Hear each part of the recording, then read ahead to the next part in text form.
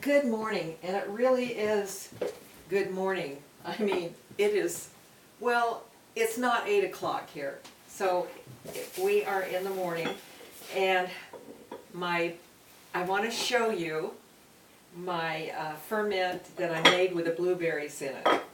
And the brine is sort of opaque, means that it has that little white film on it.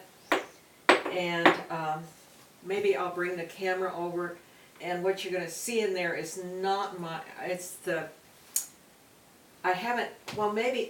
okay, I'll show you and then I'll take it off and show you again. I still have my little plate in there that covers it up, but you can see a little, bubbly of the brine.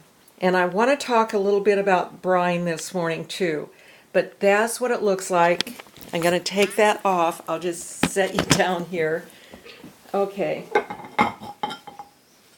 Now, oops, I got to wipe my hands. Okay, now, this is what it looks down like inside. I think I can see some bubblies, but it's okay, and I'm going to take it, and I'm even going to taste it. So there it is. I'm going to put you back over here. There. Now,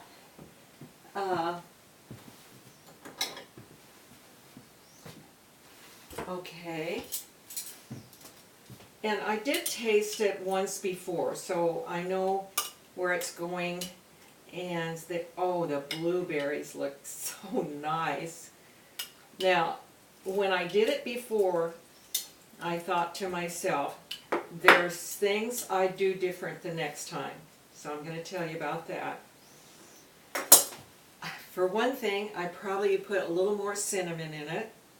I put a little less salt. And I can't remember the other thing.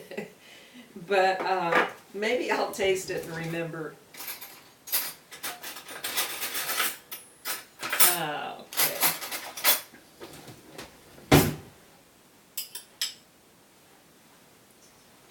Yeah, good. I'm probably a little less salt. And that's what I want to talk about. Oh, that's good. Maybe I'll have one more bite. I want to get some of the apples with it. But a little too salty. And so next time, less salt, a little more cinnamon. Oh, the other thing, I put more blueberries in it. That's what I do. And I am going to do it again. But on the salt, I want to tell you sort of what the rule of thumb is. And I've been calling it rock salt. I'm sorry, it's not rock salt. It's coarse salt that I use. And it's a kosher salt. But they really recommend the granulated salt. But never iodized salt. So never, the grocery store salt is out. In fact, they say the best thing to do with that is to make Play-Doh. Get yourself some good salt if you don't have good salt. Okay, then the ratio on brine is 20 parts water, 1 part salt.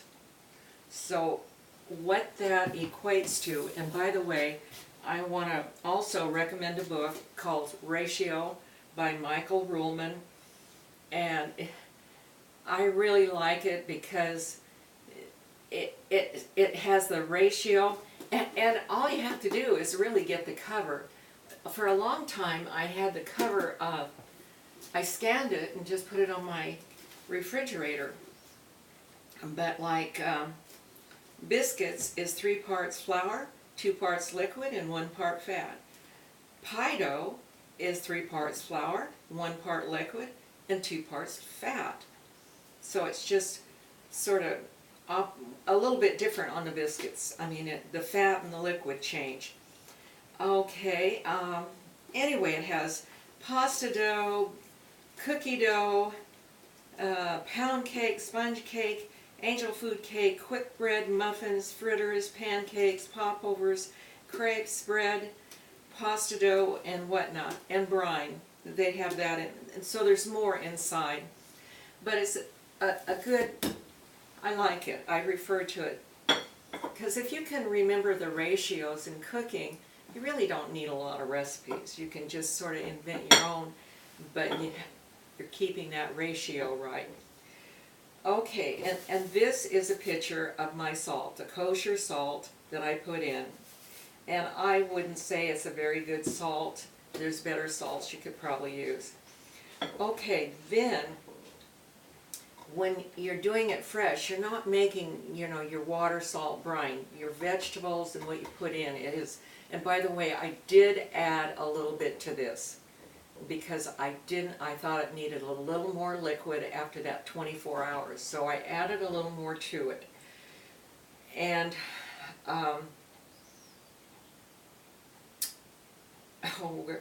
so you're making it, and the rule on that is if you had like a 5-pound cabbage, you would put in 3 tablespoons of salt. Now we're just going to work through this a little bit.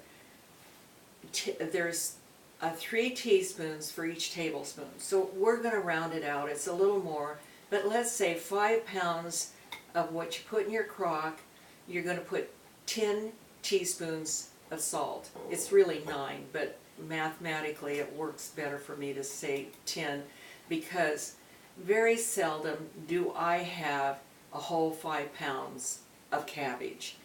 But lots of times 2.5 pounds are in that neighborhood.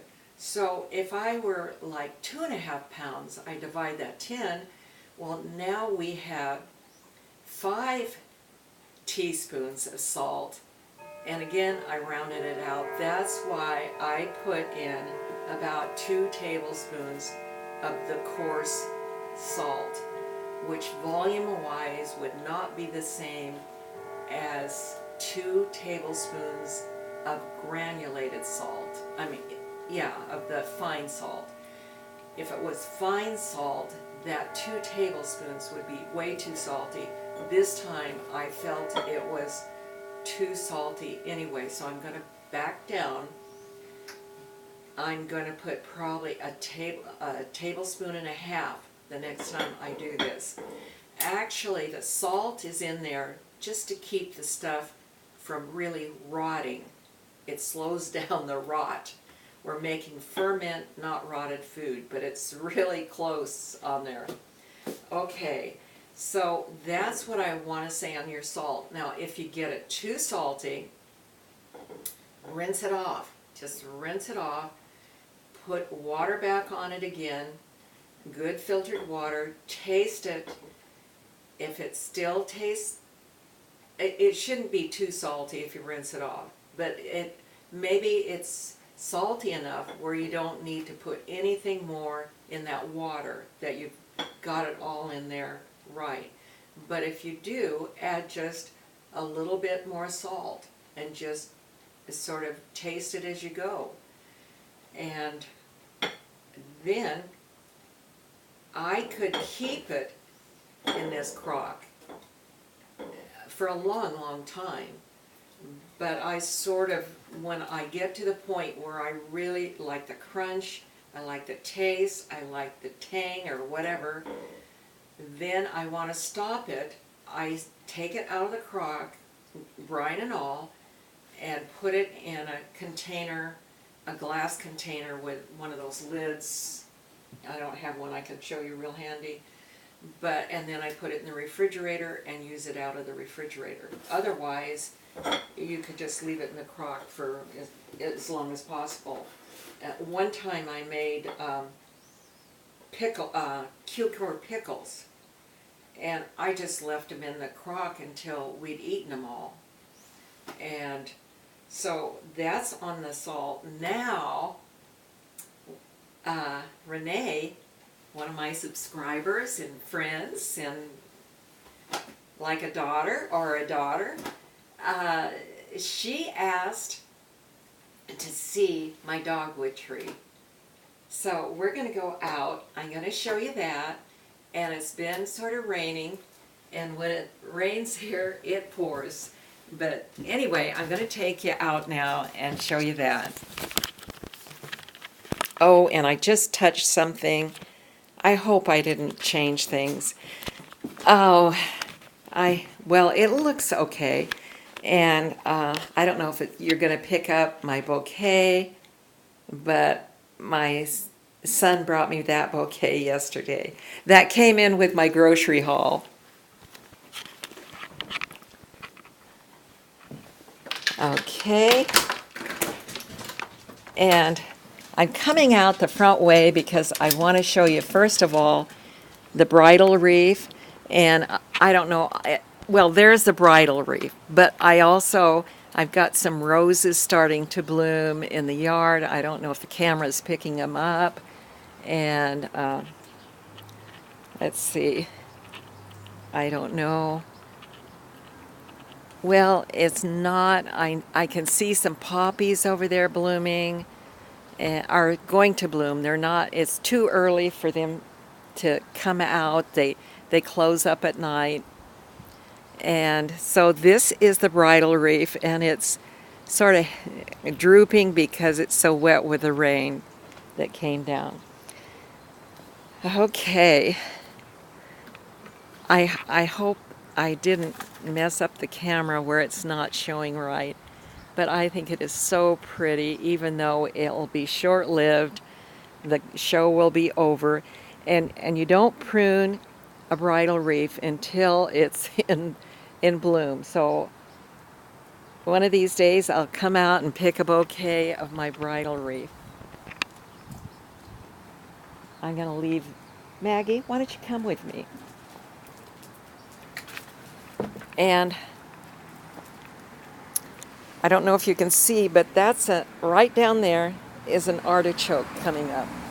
Maggie, you went the wrong way. So this is coming out the front, and it has rained and rained, and it's showered my pear blossoms onto the sidewalk, onto our driveway. Come on, Maggie. Maggie! I shouldn't have let her out. Maggie, come on. Come on, Maggie. Anyway, we're coming around. Maggie, I want to show you this before I think she'll follow me. This is the dogwood that Renee asked about, and it's just about past its prime, but I hope it picks it up. And I wish there. And it's a beautiful tree. And this is the tree that we had to transplant when we took out the 68-year-old camphor tree this last December that was picking up the foundation to our shop and headed for our house. And it's an understory tree. It likes to live under trees, so we thought this would be a good spot between the pear trees. And the pear trees are just about at the end of their blossom. Oh, there she is. And we planted this dogwood in memorial of having, when I had my mild heart attack. And I am thankful that it's lived and I've lived. We both have survived.